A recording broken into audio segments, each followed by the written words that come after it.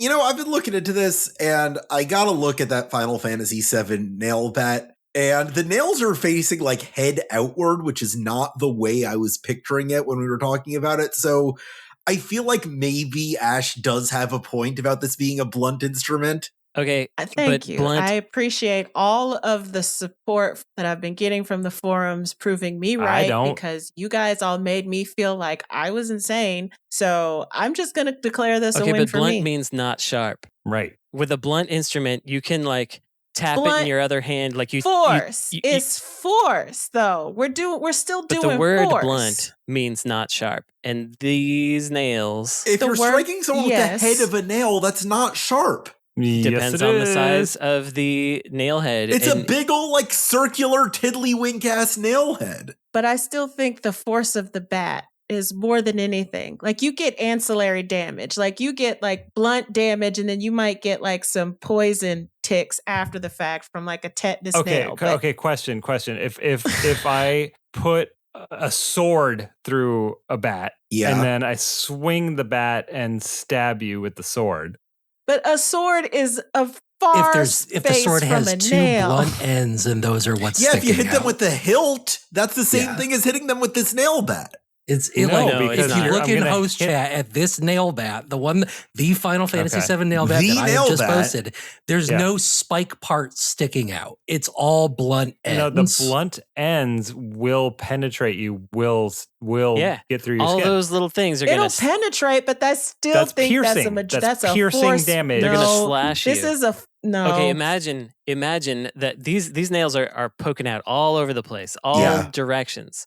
You would have to hit someone precisely so that only one flat nail bonked them for it to be blunt. And that's if you're slightly bat. off any angle, it's just going to tear their face off. If you hit them with a bunch at once, it's going to be a blunt impact. It's going to hit them with the force of all of those nails at once. But look at these nails; they're all over the place. They're not. What I'm saying is they're bent. This is a wicked implement. Yes, I completely understand what you're saying, but I think the heart of the question is: this is a blunt instrument. Yeah, but this is. It is a bludgeoning instrument. This is a majority. It's impact. It's a bludgeoning instrument, but it is not blunt. You couldn't possibly say. Are we going to quibble about that? Look at this item. You could not possibly say that you stabbed someone. Jaffe, do the damn intro. No stabbing. There's no stabbing. No stabbing. Piercing. It's just piercing. Not it's stabbing. just not, what is the difference between piercing and stabbing? The stabbing is a motion. Nothing. Piercing is a thing that is a damage type. Yeah, like it's blunt. a damage type. This is a bludgeoning. No, this is bludgeoning. I said this on Blue Sky. The only thing that this argument proves is that the binary is not enough to contain this.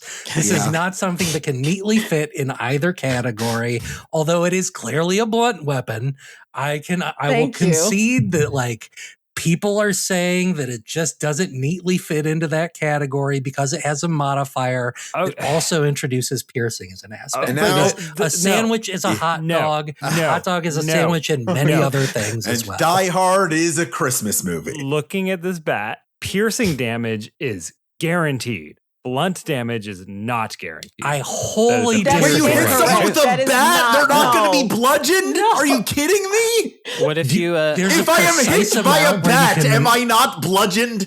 I mean, again, are you a perfect batting expert that's going to hit them dead on? Because again, if you're just I don't think it matters. I don't think you even all that's going to happen is shredding the face. You got that big ass bat. You're going to hit him with it. You cannot break somebody's bone hitting them with just a nail. You hit them with a nail bat, you're going to break a bone. The main thing hitting them is the bat, not the nail. You could swing, catch the edge of their face, and slash through their face without any blunt damage. That is a very irregular use of the bat. It doesn't matter that it's irregular. It's possible. Whereas I think it is impossible to have blunt damage with no piercing damage. Piercing damage is going to happen every time, and blunt damage is going to happen some of the time. Yeah, what if you hit him with the pommel? What if you hit him with the top? I still even think Frank is wrong because you're still going to get blunt damage even when you hit a person with this unless you're very careful to use it like a shearing weapon, which is not how a nail bat is used. The big difference, y'all are saying that you will get blunt damage no matter what. But I disagree. The nails hit you first. absolutely, no matter what, unless you're just using the pommel, which is not how we're discussing this. The nails hit you first. Matters. I don't think that matters if what hits you first. You're still going to get both pairs. When you hit someone with a bat, it is as if you're hitting them with a bat. You are bringing the force of the bat upon them. Spicy bat. I will repeat what I said, which is that it is possible, if not even likely, that with enough combat, you will do only piercing damage with this weapon. That is inconceivable to me. It's inconceivable that sometimes I will do only piercing. Sometimes, sure, but that's like calling a gun a blunt weapon because you can throw a gun at somebody. Okay. Only sometimes will I only do piercing damage. Every time I will always do piercing damage. And most of the time, I will do blunt damage. Every time you will also do the main action of the bat. Damage. The purpose of the bat is the blunt damage. Yeah, the purpose of a bat. That's right. This isn't a bat. It's a nail. The nails augment the bat is to keep Gotham City safe. Thank you.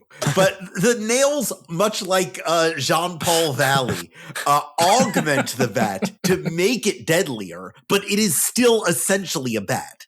It's the freaking bat. It's the freaking bat. Let's do the We're not going to agree on this.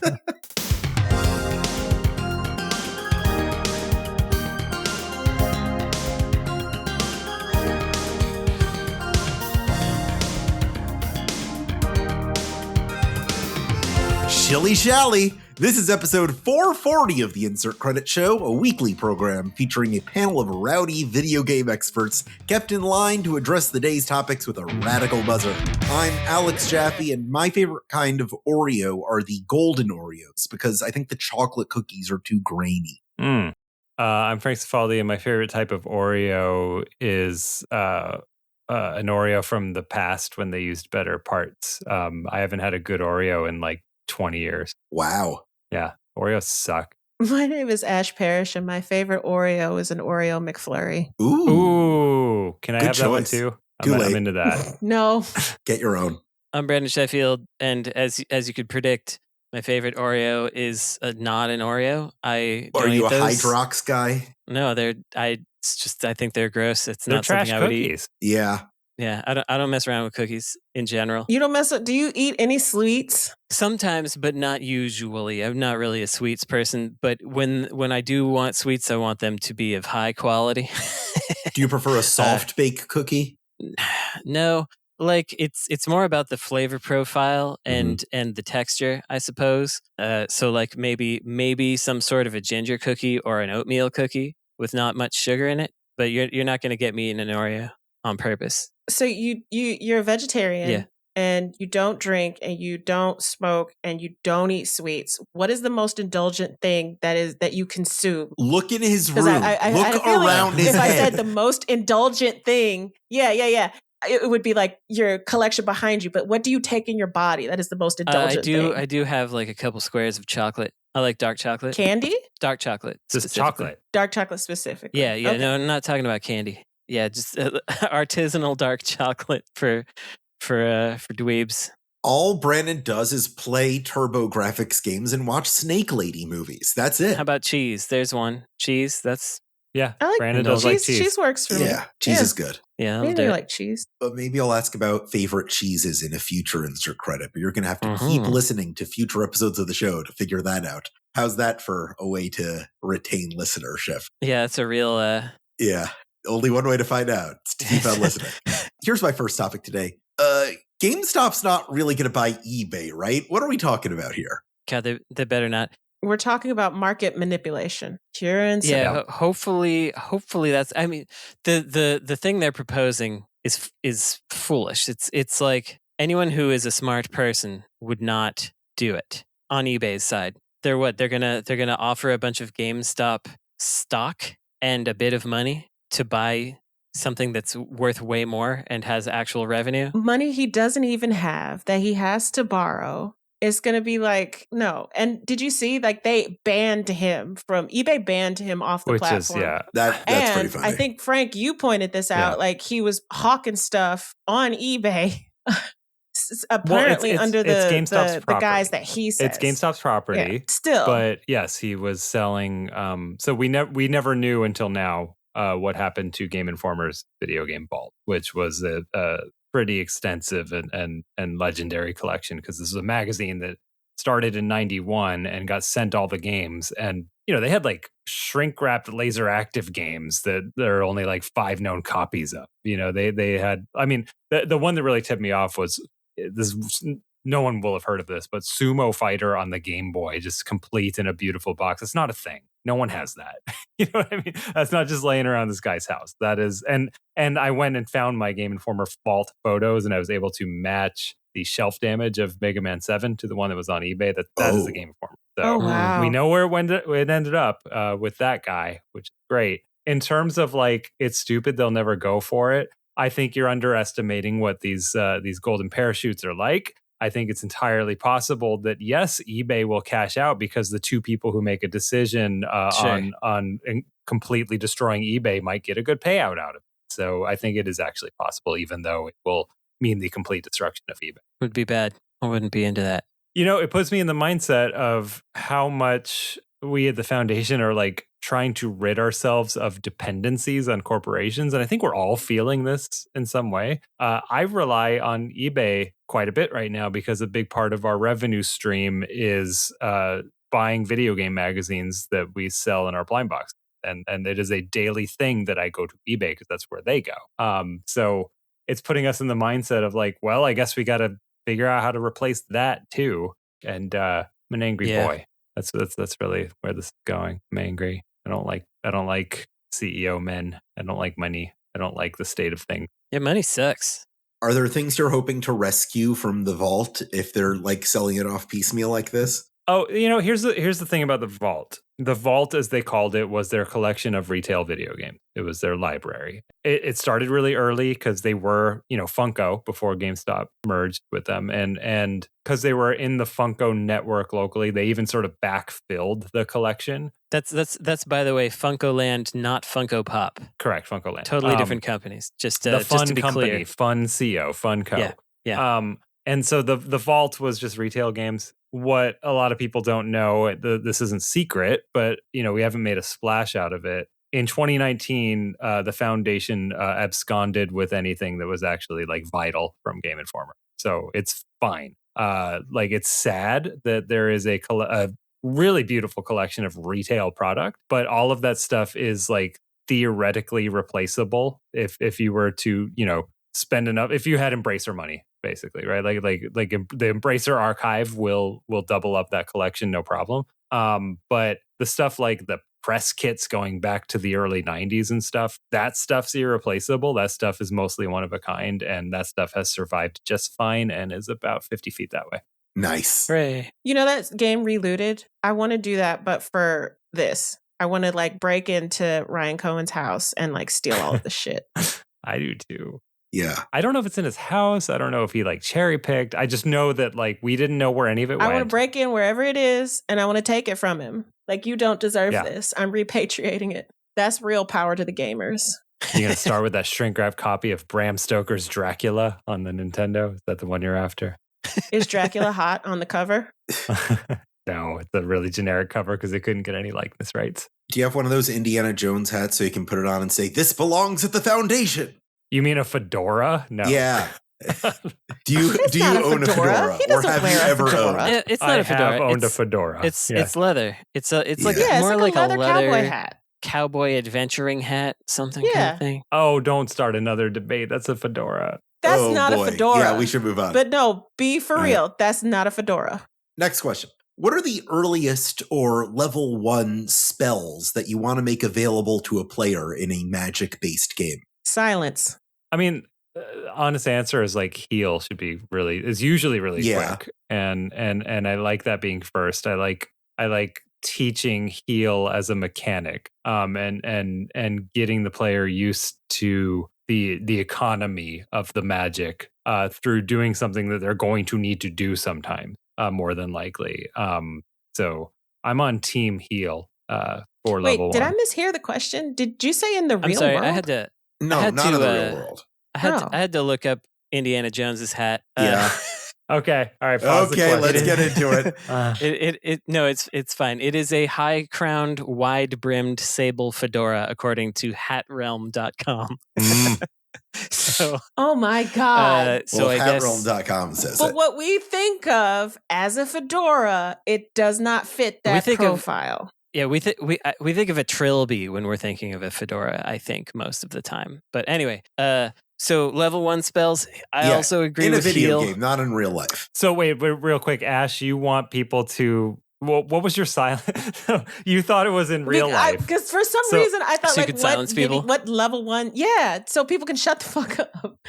Yeah. I don't know where I heard... So you just want people to shut up. In real life from, I don't know, but I'm like, I didn't know what you meant, but we all rolled with it, and I was like, oh. Yeah, I was getting ready to refute that because I didn't think like the first thing you should do with a magic system is learn how to shut it off. But if we are talking about applicable level 1 spells, that does track.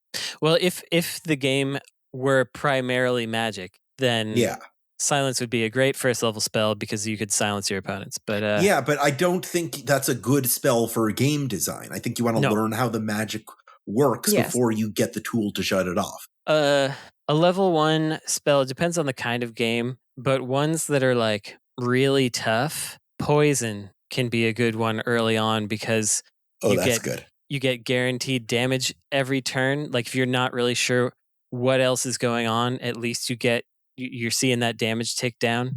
So I like poison for that reason. In my mind, level 1 is fire, level 2 is poison. Sure. Yeah. I mean, fire. I feel like we've been trained I'm very basic. that fire is a level 1 spell. Yeah. And it's like I get a little disappointed like when a Metroidvania has double jump pretty quickly. Like, oh really? Just giving that away, huh? Yeah.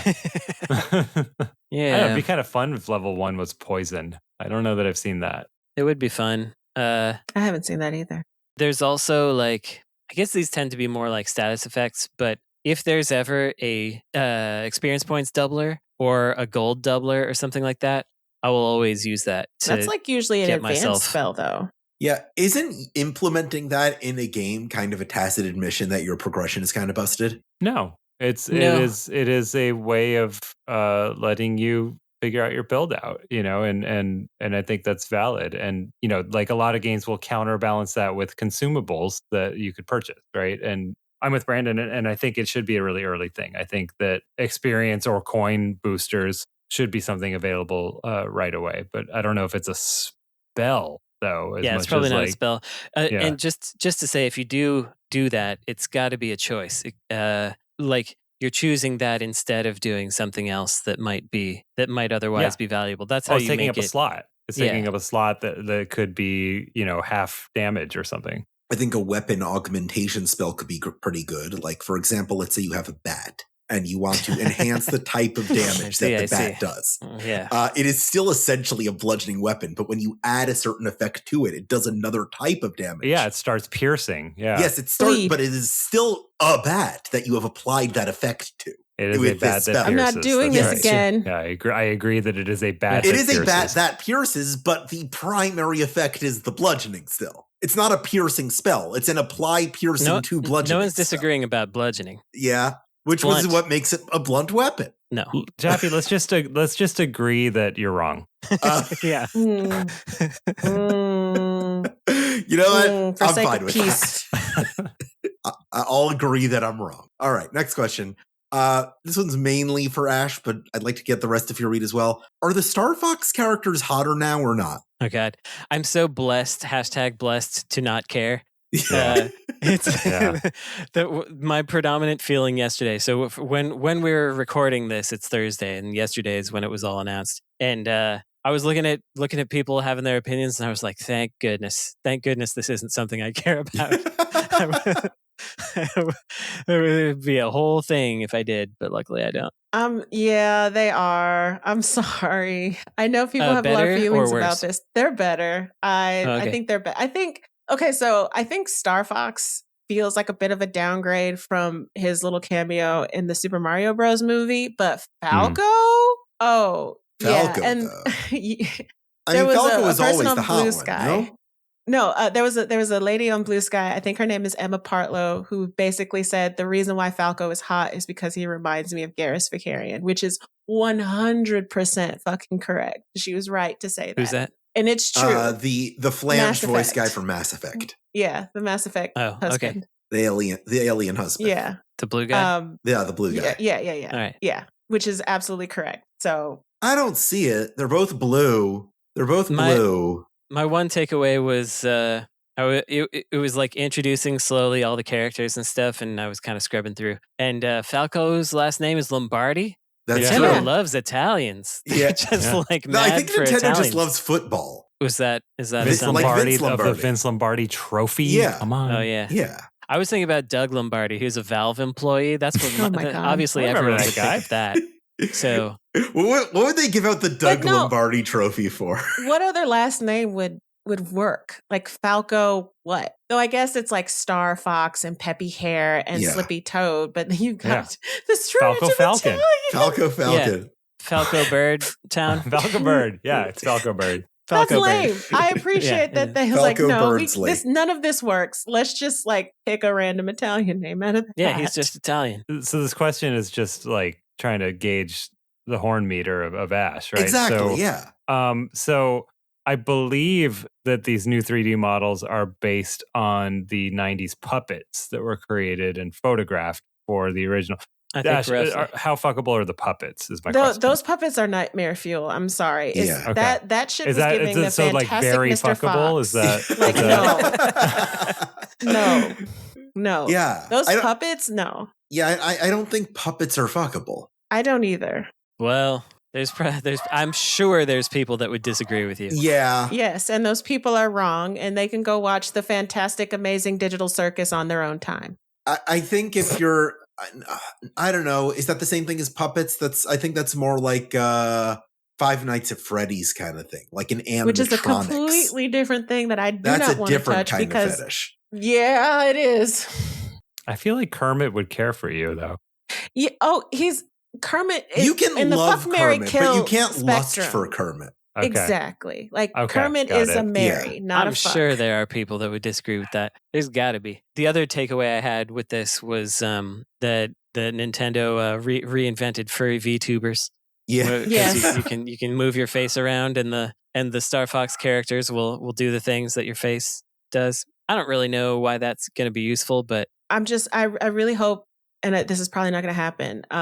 What did they do with Crystal? I feel like they just stuck her in a vault to never let her out again. And I would like to see her get this glow up as well. The Waluigi of the Star Fox franchise. They don't let her be in the main stuff. It's a remake of 64. Is that right? Did I I get think that so. right? I think it's the I believe remake of that's the correct. one good Star Fox game. Okay. Well, the one person I know who really likes Star Fox, his name is John Raridan. He works at Nintendo World Report. And for us, he's our video editor. He cannot get enough Star Fox, and he immediately loved it. So I think that, so it's appealing to that core I think demo. it's got the seal of approval. I don't know the horn meter of John Raridan. Let's talk about the best character redesign hornonomics. I think he got Final Fantasy VII Rebirth. I think that was really good at horning up the characters. for some people, yeah. Yeah.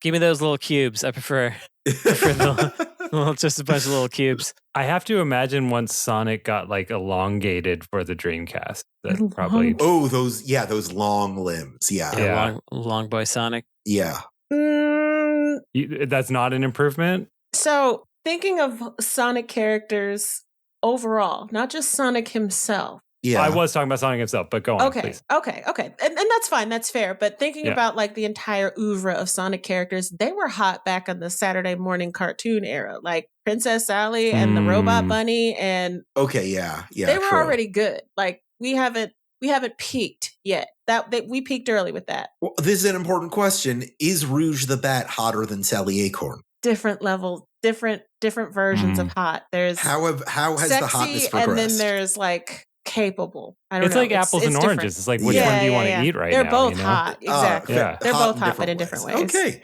Here's a challenge I have for you. I would like you to write a Jeopardy category on video games. I'm looking for the $200 clue, the $400, the $600, the $800, and the $1,000. So we have to come up with the categories and the question? No, the category is just video games. Oh. So these are always so easy. Yeah. That you feel weird about it. The car categories are also similarly like for a person that has a peripheral awareness of it. Yeah. you will get You know these. what the hardest category of fucking Jeopardy is? Anything involving Black people or sports. Oh. And even then, sports is half and half because you get some nerds that understand football. But anytime you put up there anything having to do with Black people, whether it's contemporary or history, they all whiff every time. It is hilarious and actually sad. For me, it's geography. I can't do the rivers questions. I can't do the mountains questions. And no dates. Can't do dates. And I don't know when anything dates. happened. Okay, No. $100. 200. 200 is the first one? Okay. Yeah, All right. this is... All right. Okay, I got this one. Video games have come a long way since the introduction of this rotund yellow beast. Oh, Nice. God. What was the one on the back of that like clean Xbox you had? Can you make that a question somehow? No. All right, so we got the 200 now on to 400. What is Pac-Man? Yeah, that's a good $200. The $400 one is rolling around at the speed of sound. This blue blur always gotta go fast. Who is Danky Kang? Thank you, I thought it was Mega Man. Somebody would honestly answer Mega Man. Yeah. This is the last name of both Mario and his brother Luigi. What is Mario? That's pretty good. We're ramping six, this up pretty That good. actually is a good. Yeah, that is a good. Yeah, this is good. Some people wouldn't know that. Yeah. That takes the 800. It's the second to last. One of them needs to be like something that they think all the kids will know, but nobody on the panel gets it. So it's like the answer is a streamer name. Oh yeah, or Minecraft Steve. But I don't know any streamers. Yeah, we're bad at this. So I would also get this fill in the question blank. wrong. I think that's okay. And then the final one. No, it would have to be like an outdated streamer that like parents would be dimly aware of now, It's but has PewDiePie. no relevance. Yeah. So Ninja. like It's PewDiePie or PewDiePie. Ninja. Yeah. This is a video question. Hi, I'm PewDiePie. Yeah, exactly. Oh God. Yes. I'm PewDiePie. The Jews. I experienced this when I was surprised in a video game. Cancellation? What is cancellation? We were looking for what is a gamer moment. Oh God. I got that one. I didn't. We need the $1,000 one. And the $1,000. All right. And this is just suddenly like about an obscure PC Engine game. Yeah. Yeah. This chrome-domed protagonist wanted revenge on King Drool in his second outing. Yeah. See, I was going to go tell me the original Japanese names of JJ and Jeff on the TurboGrafx. Oh, yeah. Kato-chan, Ken-chan. Yeah. Yes. And I would be like, it's so obvious. Here you go. For $1,000, it's the Daily Double. Hideo Kojima said, when you find out why this character wears what she wears, you will be ashamed of your words. Of these. You will be ashamed of these. Yeah. What are words and deeds? I actually like that. All right. I think that's a good list. True Daily Double. Yeah. We'll be right back after a quick break. I remembered I hadn't done any recommendations because I didn't watch anything good. But then I remembered two things that I watched a while ago that were good. And so I can just... There was something you recommended the other day where I was like, wow. Oh, it was Ooh, I Rap Ya. I listened to that straight through and I was like, yeah, this hits. Yeah, pretty good, right? Yeah. New wavy, just like you said. Yeah, it was good. Well, these ones are not going to be of the same... Like, you like good movies that came out 50 years ago? Well, actually, I do. Here's two of them. Welcome back to Insert Credit. It's time for the gamer moment. This is the part of every episode where we take one of the questions submitted to us at patreon.com/insert credit, where for mere $1 a month, you get access to the forum that lets you submit questions, monthly bonus episodes, and other fun and exciting surprises. This week's question comes from frequent question asker LeFish, who asks, what is the best French thing in video games? And what is the best fish in video games? David Cage and Freddy. Next question. Appropriate. It's appropriate. The best French thing in video games is David Cage. Play the sting. And the best fish is Freddy Fish. We're done. Yeah. That hurt me, Brandon, specifically. I'm sorry. Yeah. I can't think of the best French thing in video games. I think we're all tired of Expedition 33 references. I think the best French thing in video games is, like I talked about, not Ubisoft. When I erroneously said that the developer of a game during Best of 2025 was French. They were actually from Montreal, which is like weird French. Anyway, the best French thing in video games is when they have to make the monsters a sexy lady, because they just can't have monsters that you aren't attracted to. They just can't do it. They have to put a sexy lady one in there. Maybe it's not the best, but it's one of the funniest. The French do a lot of cool stuff though in video games, and I'm trying to identify what's the best. It's called BioWare Montreal.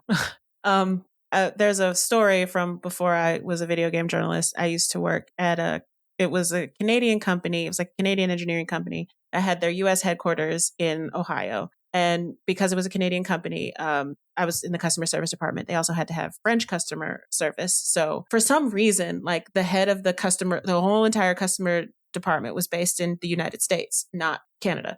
Anyway, I had like my little cubicle. I had all of my stuff up. I had all of my BioWare stuff up, my Dragon Age stuff up specifically. And we got like these old ladies from Montreal down to like, say hi and get all the team together and do like team building exercises or not. And I think the greatest thing that ever happened to me was that these old, like 60-year-old French ladies came to my cubicle to say hi. And they saw all of my Dragon Age stuff and they're like, oh my, because I guess it's like a thing up there where it's like a national treasure. And even old ladies play BioWare games. And they were so excited that I loved this game that was made up there. And we had a great bonding moment. And I'd never met a gamer that was older than me, like, especially not an old woman. So that was really special. So that's the best. I remember that story. Games. And I guess, once again, Canadian is the answer. So right. So it doesn't matter. It's still French. What about Another World? Does that count as a French thing? That's a French thing. Yeah. It's a classic game that one can go back to, but I don't know that it's like a national. Well, maybe it's a national treasure there. It's not an international it's treasure. Probably actually the Rabbids. God darn. Well, I was gonna say I said best French, not most French. The best French thing in video games is a dead rabbit. That's right. And then very similar to my feelings about how David Cage could be the best thing in video games. The best fish is the orca in Sonic Adventure. If Orca's you're Captain mammal. Ahab. Yeah. If you're Captain Ahab. Oh yeah, that's true. He doesn't know what a fish is. That's true. I like the one in Super Mario World that sleeps until you get close. I think it's a good fish. What about Seaman? No. Seaman's pretty disturbing fish. Yeah. But he might be the best. You'd feel guilty killing him and eating him. The only fish in video games that I can think of that I have any affection for is the Leviathan summon from Final Fantasy VIII. That's a good fish. I would count a Leviathan as a fish. It's more of a fish than a mammal. I think it's like an eel. And I'd call like an a dragon. eel a fish. It's like a dragon. Like a serpent, like a sea serpent. Yeah. I mean, I have to admit, I've never played a Freddy fish, so my answer at the beginning is maybe not valid, but he seems all right. Yeah, I feel like I could hang out with Freddy Fish. Yeah. He doesn't seem objectionable in any way. I mean, I know about Putt Putt, and he seems like a Putt Putt. Yeah, he does seem like a Putt Putt. In his heart and soul, Freddy Fish is a Putt Putt. Yeah. Yeah. And Putt Putt, you gotta respect him for saving that zoo. Yeah. Oh, it's like one of those point and click adventure game dudes. Yeah. Okay. Yeah, he's cool. Yeah. I was gonna say James Pond, but no. But all cod are bastards. So nice. Very good. Okay. Very good. What is a more useful aggregation tool? Metacritic, which averages scores, or Rotten Tomatoes, which averages positive versus negative reviews? Both of them can get in the trash. But I do think that if we're comparing the two, I prefer the idea of percentage of positive reviews than actual review score, because they're different things. Like one is averaging everyone's opinions, and the other one is saying that it shows more that something is like divisive. If it has like a 50% positive versus negative, it shows more that it feels more like people might care about it or something, and that's why they're having polarizing opinions. Whereas with Metacritic, if it's a 50, it's like everyone thought this was just everyone hated it. Yeah. Yeah, it does sound better, but I think where it falls apart is I don't think there's room for a meh opinion. Like it's just yes or no. It's binary. Like I don't feel positively or negatively about any Star Wars movie. They're all just fine, and so I don't know how to do a thumbs up or thumbs down for a Star Wars movie. Also, I don't know who these people are that like it. I don't know if I can trust their taste, which is why I prefer to the biggest recommendation factor for me is if people I like and know and trust tell me something is good or okay or not. Mm-hmm. And I can't get that from either Metacritic or Rotten Tomatoes, which is why they can both get in the trash. Yeah. But they do. So you thought I was just saying sit to Shay shit. No, I have a reason to back up my opinion. But between it is interesting that they do feel different between the two. And there's also there's that other one along with Metacritic that's like I can't remember there's one that tabulates scores slightly differently and privileges or like works user scores into it and stuff. I can't remember what that one's called. God darn it. Oh, it actually tries to merge them? I think so. Because that's where both of them get really weird is like the user campaigns that end up there's having the tomato meter and the popcorn meter. The popcorn meter. Yeah. Usually like that's another thing that can be interesting about Rotten Tomatoes is if the tomato meter is high and the popcorn meter is low, it usually means that it deals with some sort of positive social issue or something. Yeah. But if the opposite is true, it usually means that it's kind of a trash movie, but jangling key. Yeah, keys get jangled. Interesting stuff. Yeah. I used to like looking at the reviews on IMDb because it showed what a very specific type of person thought about this movie. What do IMDb users think about these movies? So it was a good metric for me for a while, but now they've locked off the reviews behind a login. And I was annoyed by that, but then someone was like, it's probably because they're trying to get around AI scrapers. I was like, oh, well, that sucks. That's another crappy thing that AI did, I guess. Too bad. Making everything worse. Speaking of making things worse, here's my next question.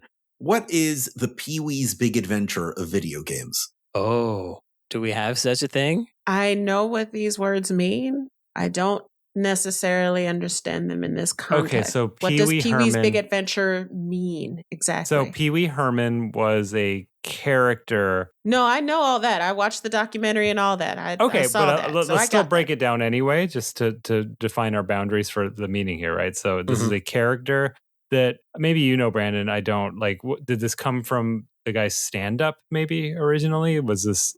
I actually don't know where it originated. It was a stage play. That I know that a lot of it, and a lot of it came from like theater. I think it came from experimental theater to an extent. Okay. So it was a live performance character. It was a Groundlings character. What's that? Like an improv group. Like it was a character he developed for improv. Okay. It is Conker's Bad Fur Day. No. Because Conker started as a character in Diddy Kong Racing. Yeah.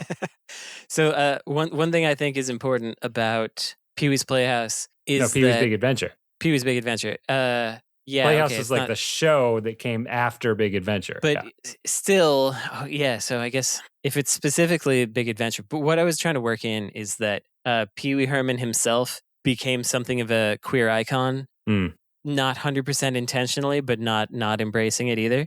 And also, well, this was more Pee-wee's Playhouse, but it was also kind of like a hallmark for diversity in kids programming at the time, which was not really going, but that didn't carry over to Big Adventure, so we don't have to. So you're also saying Conker's Bad Fur Day. Conker's Bad Fur Day is definitely not a queer icon in any stretch. He's more like, look at the size of my nuts, kind of a character. Yeah, but then if you just add like to the end of that sentence, then you got something queer icon. Yeah. But the critical part is Conker never did that.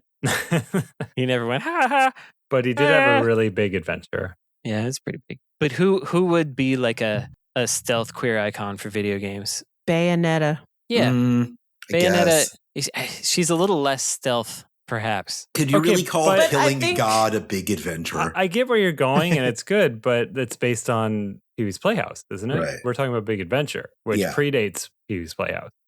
It's just a standalone movie by Tim Burton, right? It's a standalone Tim Burton movie. It really launched Pee-wee as a character. It launched Tim Burton's movie-making career. It has a very special place amongst people who grew up at that time watching that movie. I'm confused on my timings, right? So okay. Yeah. I thought that Pee-wee's Playhouse came out first. The Pee-wee Herman show came out first, but that was his show. Yeah, that was more of an adult-oriented thing, whereas Playhouse was the kids' version. Okay, all right. So I do have it a bit. I got it. So it has to be a career launcher also. Yeah, like it's something that maybe spawned into something else, like Conker's Bad Fur Day. Yeah.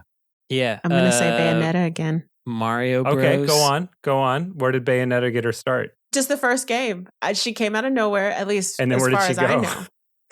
And then she went to Bayonetta 2, and then she went to Bayonetta 3.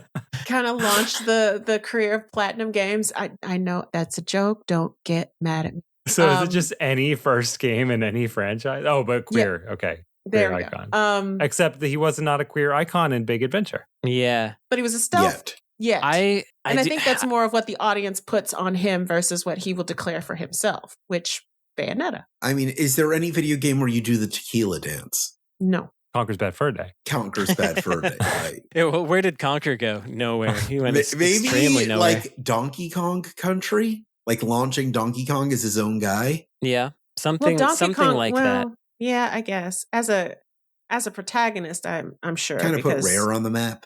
I guess that's not bad because it's like it's a character that people kind of knew from that thing, you know, and then suddenly he's a star. So I actually think it's a pretty decent. You know, it's not as good as Conker's Bad Fur Day, but it's pretty decent. Everybody knew the famous character Conker, friend of Tip Top in Diddy Kong Racing. Yeah, we all played as him and ignored Diddy. He was the I was a big drumstick guy. Did I play it? Could be Pac-Man who went on to greater fame in Pac-Man 2, as we all know.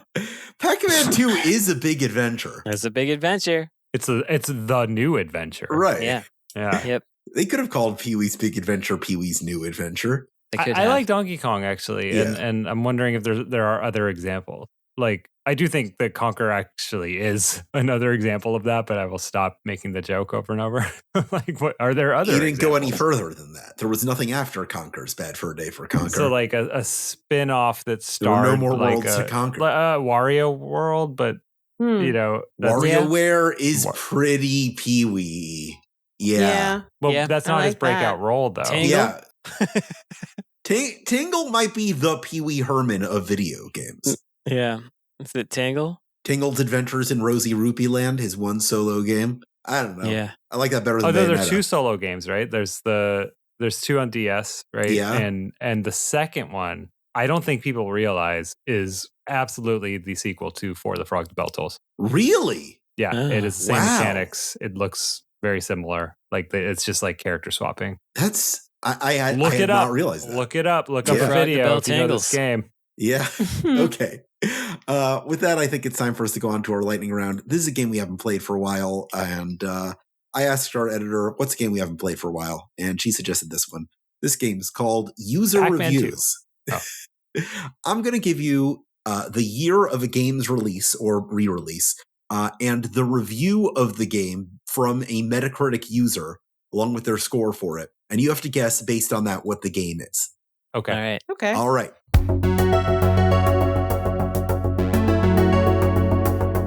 This first game is from 2014. Trust My Reviews gave this a 0. Uh-oh. Quote, "This game is by far the ugliest game in every sense of the word. Gameplay is slow, repetitive, and stale. The art style is one of the worst things I've seen. Bland environments, ugly characters and enemies, easy repetitive bosses. It's a shame this is one of the free PS Plus games for November. Sony should be ashamed. This game is complete garbage, both in looks and gameplay. Avoid this game at all costs." This could just be anything. Could be anything. I'm gonna say Limbo. It feels like the right timing. Does Limbo have bosses? Yeah, I think so. I think so. We loved Limbo, though, I feel like. No, we did, but this person is clearly... Trust My Reviews might not have. Clearly off the way that they were talking about it, it sounds like someone who's mad about something else. Yeah. Like it's either because it's art or it's got a lady. I'm not feeling like we're going to be choosing a bad game here. I think we're going to choose a game that a certain demographic will think is bad. That's where I'm going with this one. So my guess is Limbo. I don't have a guess. I can't. You're forfeiting. You can't even think of a game that came out in 2014. You know me, I don't. No, I can't. No, I don't know that Limbo came out in 2014. You can't just put a guess out there? Oh, yeah, Limbo absolutely did not come out in 2014. It was before that. Okay, well, then I lose. Just give it a shot. Everybody just guess. Try. A free PS Plus game with, like Flower? Flower's a guess. Well, it doesn't have bosses. Doesn't have bosses. Oh, Journey then. I don't know. Shit.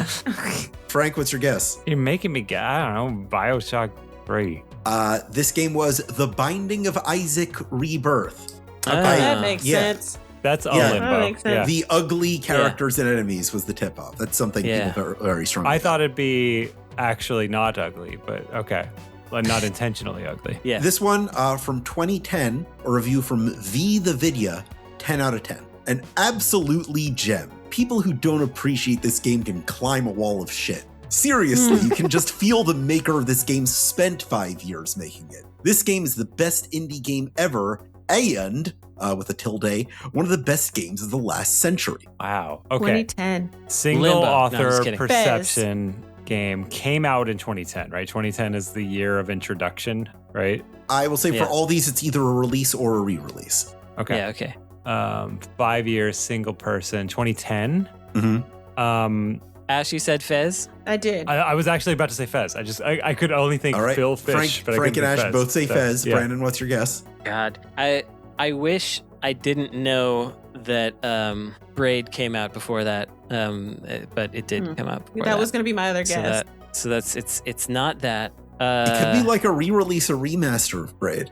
No. That didn't we weren't doing that back quickly. That came out like 2 years ago. Yeah. Yeah. So, God, I'm struggling for because I don't know if this is actually a single person. I feel like they might just think it's a single person. Yeah. That made this. Yeah, because obviously Fez wasn't made by just one person. It was made by a bunch of people. Geometry Wars, it's not that. Our game this time was Cave Story, the WiiWare edition of Cave Story. Pixel made that. Yeah. Pixel did make that by himself. The WiiWare version. The years are just not. Yeah, the years are given. It's not the year that Cave Story came out.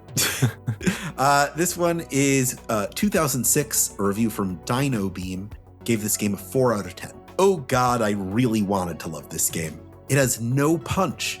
You never have any risk of dying, money is meaningless, and everywhere you walk feels like a MOBA. This is because of the way your character moves, and so everything is just wide ramps and plateaus, which is super boring and uninspired. It doesn't matter if your character and the trees look gorgeous. This game drags so much and should never be compared to Zelda. This game literally tells you how to solve each puzzle before you even have a chance of trying yourself. It's just busy work. Amazingly flawed game design. The graphic style is beautiful. The character's funny, but goddamn does this not deserve all the praise it gets. Be warned.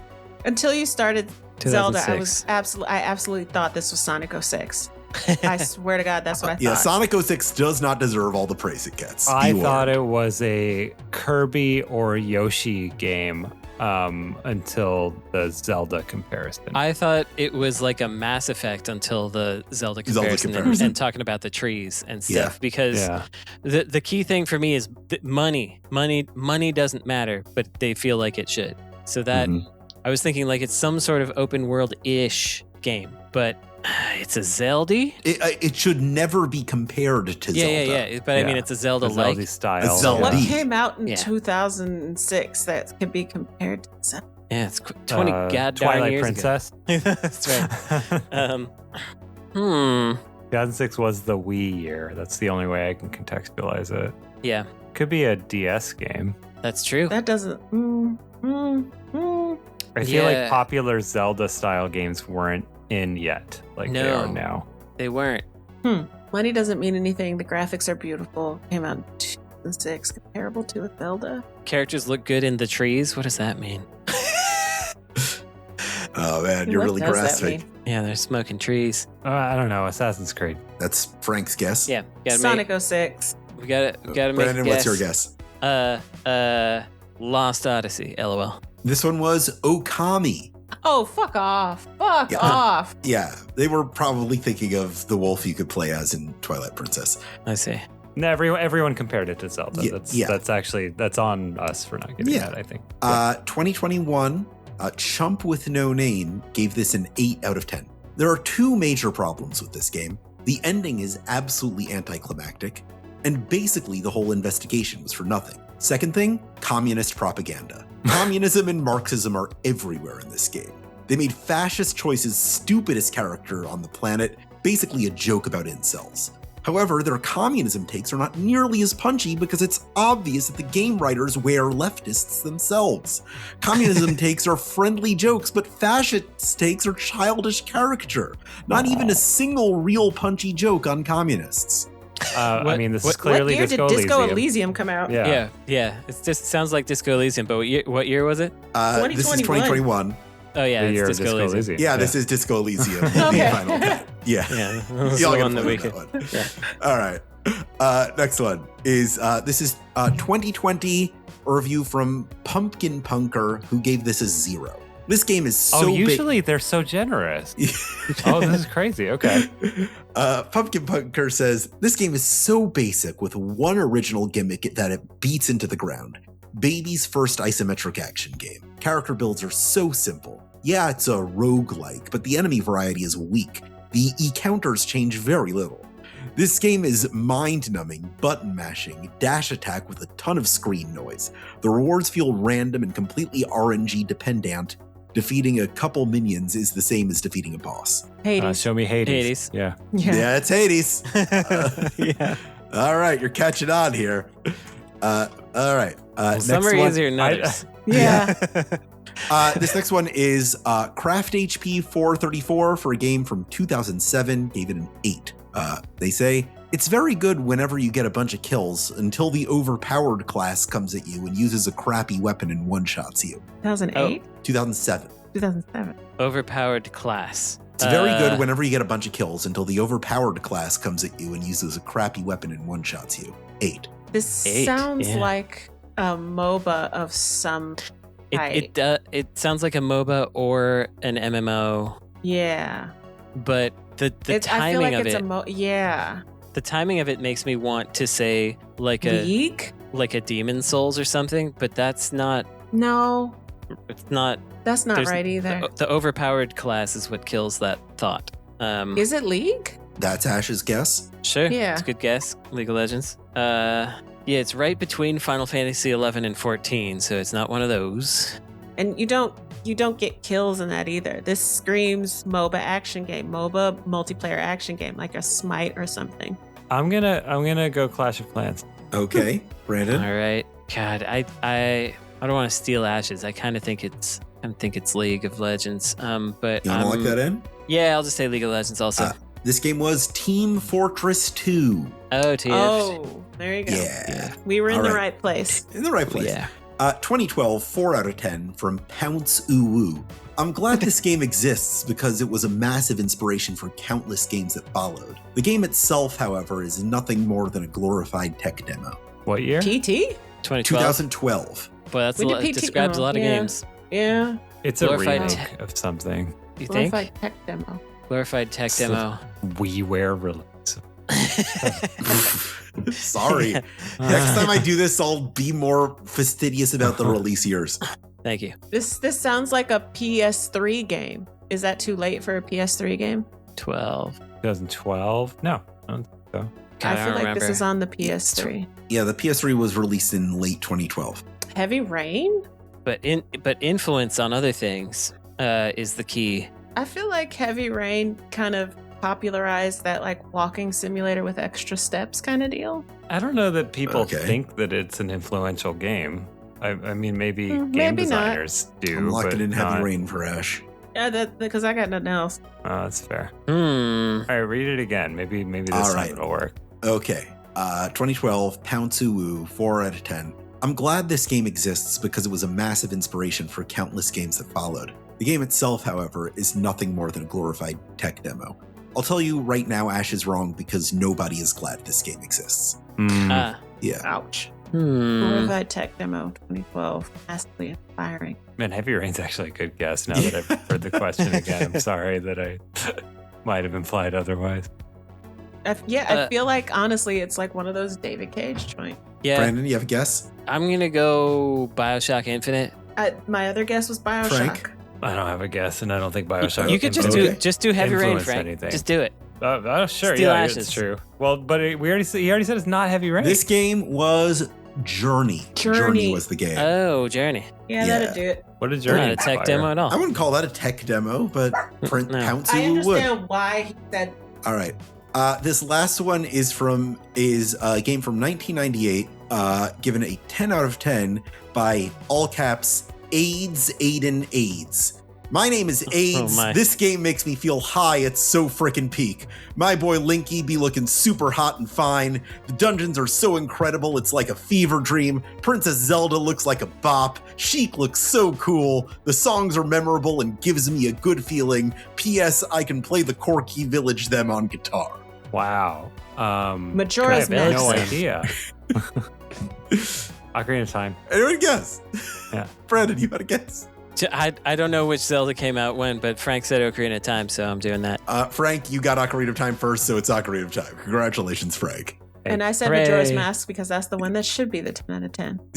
But that came out like 2001 or something. I don't care. Yeah. Of that duology. My Majora's boy Mask. So I will tell you the only reason I know that, so that you feel better. Oh, I mentioned this earlier. A big way that we make money at the foundation is sending out vintage video game magazines to people, and people, when they subscribe, can choose to do 90s or 2000s for the magazines they receive. And I've got a really good internal brain database of magazine covers at this point. And I know that Majora's Mask goes in the 2000s pile. Yeah. And Ocarina of Time goes out in the 90s pile. Frank deserves this win. Congrats, Frank. Hooray.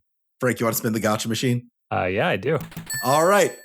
Your choices are Prince, Pet, or Blade. Prince. Okay, you've got Gilbert, the Crown Prince of Drakenhold from Unicorn Overlord. That's yours to keep. I don't know what any of those words were. I do. I played that game. Unicorn Overlord's a Vanillaware game. It was all right. Yeah. I liked all it. Right. Sounds plain.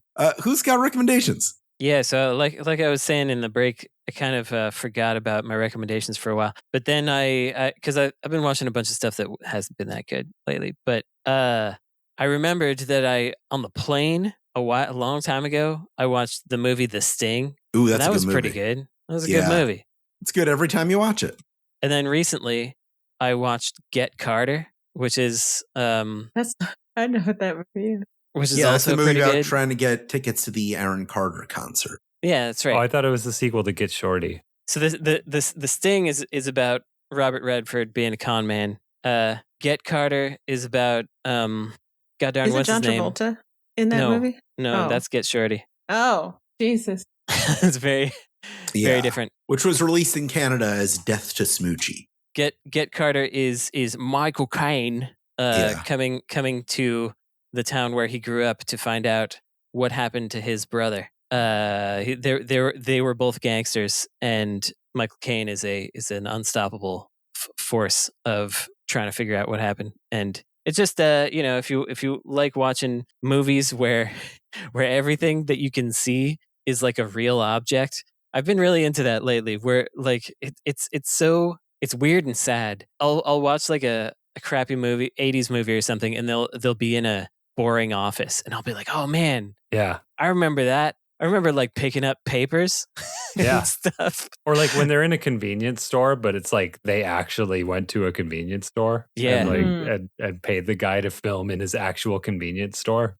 Like that's the best. It's good stuff. So anyway, those two movies are pretty good if you want to watch two movies that are pretty good. That's what I got. I'll do a game, a small game that I'm going to link it in host chat. It's on Steam. It was in the Steam Next Fest. It's called Rollick and Roll. It's got exactly 25 reviews on Steam. Costs you $10 and 500 megabytes of space. And It's just a cute little puzzly game where you are manipulating a toy to make some cars drive around. This and is it's exactly my shit. What you're looking at is executed flawlessly. It is just what it is. It's made by a guy in New Zealand. It's very sweet. It's very relaxing. It's not normally my type of game, but something about the demo just charmed me. And it is now a tradition in the Safali household to play a level after breakfast. And that's been a really fun moment. Oh, this looks very charming. Yeah. So let's get this guy some more sales. I really do recommend this. It's only $10. Yeah. I have 2 recommendations. The first is I was watching the only streamer we watch in our house. His name is Macaw45. He decides he wants to go through Ubisoft's backlog of licensed game before they did all the Assassin's Creed stuff. And one of those games was Crouching Tiger, Hidden Dragon. And I was like, I haven't seen that movie in a long time. So I went back and watched it. I was about to guess Crouching Tiger, Hidden Dragon for the one where the characters look good in the trees. Really? Maybe it's. Oh my goodness! Sorry. Oh, a fire truck went by. These are good sounds. It's in your house. These are very good sounds. Those are very good sounds. Crouching Tiger, Hidden Dragon. I remember when that movie came out. I don't know why I would have watched it. It came out in 2000, so I was like 13 years old, and I'm pretty sure because it was an Ang Lee movie. It was like the first time. It was like, I think it was his like breakout hit in the United States. Maybe not. I'm not sure. I'm not a cinema nerd. Brandon probably. Oh, okay, yeah. Yeah. And I think it was the first time that I had ever saw seen it in the theater. Yeah. a wuxia movie, like straight up wuxia. And I remember it was for a lot of people. Yeah. And I remember being annoyed with it at first. I remember specifically being annoyed with it because I'm like, oh, they're flying. This is fake. And then thinking about it all these years later, I'm like, that was the thing that activated my brain that made me like a lifelong wuxia fan. Like from there, I just went fucking nuts. I love that shit. I will watch it whenever it's on. And that was like the keystone movie for me. And it still holds up. It's so good. It's so good. And I'm pretty sure it's the reason why I like Asian historical dramas now. Go watch that. In that vein, I have to recommend my latest obsession. And if you follow me on Blue Sky, you already know what this is. God damn it. Infold Games, they've got me again. A couple years ago it was Infinity Nikki, and now it's Love in Deep Space. Oh, they gotcha. They gotcha with the full-blown hardcore sex game. Yeah, they did. I at first I was like, I don't understand it. And then I pulled a 5-star where it is legitimately like pornographic. Like they don't show anything because it's very Chinese, so it's very censored. But they're not subtle at all with it. And just the way that I was getting embarrassed and hot and bothered because like all of this is just like, it's porn for women. And it's not like, sexy, graphic or whatever. It's just like guys breathing really hard and talking really breath-like and saying really romantic things at you while breathing heavily. And I'm like, oh my God, this was engineered in a lab for me specifically. Jeez. So I know. It's kind of a bit of a And you're recommending other people don't play it so you can hoard it all to yourself, right? No, I believe that joy shared is joy doubled. So it has this mechanic where the more people play, the harder the guys breathe. So. Oh God. Yeah. But no, like there's so many like batshit inspired by things Nobi Boy.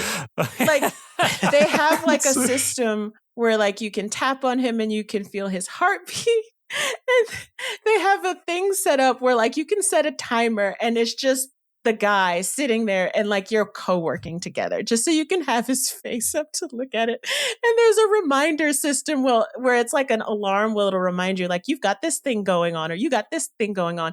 There's also a mechanic related to that will track your period. Wow. Which is a bit much for me. But yeah, I mean, do not give your data to this AI data farm that is masquerading as a video game. This is crazy. That's a bit much. So we will not be engaging with that. But like you can work out. Is this the first game with a period tracker? Probably not. Probably not.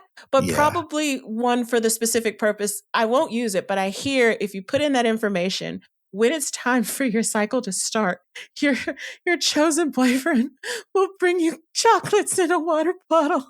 Yeah. And all of this is terribly amusing to me. And I'm having a lot of fun. I love No, this. I think it is so good.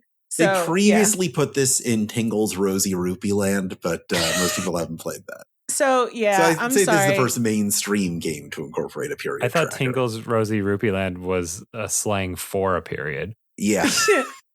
the propaganda worked. I get it now. So that's my newest obsession. All right. Is what it is. What's the name of the game again? Something Love in Deep Space. Yeah. Love in Deep Space. I love the concept of recommending that next to Rollick and Roll. Those are the two games. Yeah. Well, I got some recommendations. I'd like to recommend that you review this podcast or keep us going directly with your patronage at patreon.com/insertcredit. If you'd like to sponsor our show with an advertisement or personal message, you can get in touch with me at show@insertcredit.com. That's my email address. You can also join our community at forums.insertcredit.com or find us on youtube.com/insertcreditshow. Special thanks to friends of the show, Only Ghosts, Kyle Brown, Corey, Alexander Davies, Will Roar, Jordan Thornquest, Death Strandicoot, Sean Patrick, and Plasma Goose. This episode is edited by Esper Quinn, with music by Kurt Felt. I'm Alex Jaffe. I'm Frank Cifaldi.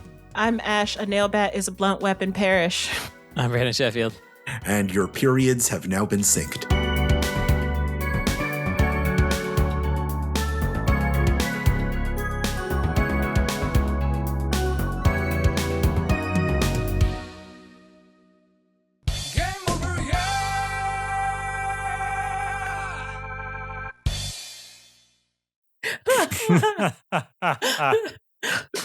I really thought it was going to be like, oh, when you're at this point in your period, the DLC is cheaper or something. Oh, God. Yeah, that would make sense. My friend who got me into this game was telling me that she's trying to plan a trip to China because they have That's where her boyfriend is. Yeah, they have these crazy fan events where the company will hire cosplayers and then like make the cosplayers like act out some of like the scenes that you get in the game. Lord. So I've seen like videos of people in China where the main characters are like throwing these women against walls and like tilting their chins up and shit like that. I'm like, no, that's way too much. I can't do that, but it sure is fun to watch. You can hire people to go on dates with you to playing as some of these Otome game characters. That's like a good work if you can get it. Yeah. Well, once that's the one thing AI can't take it's yet. Not much, but it's honest work. That game's got to be chock full of it.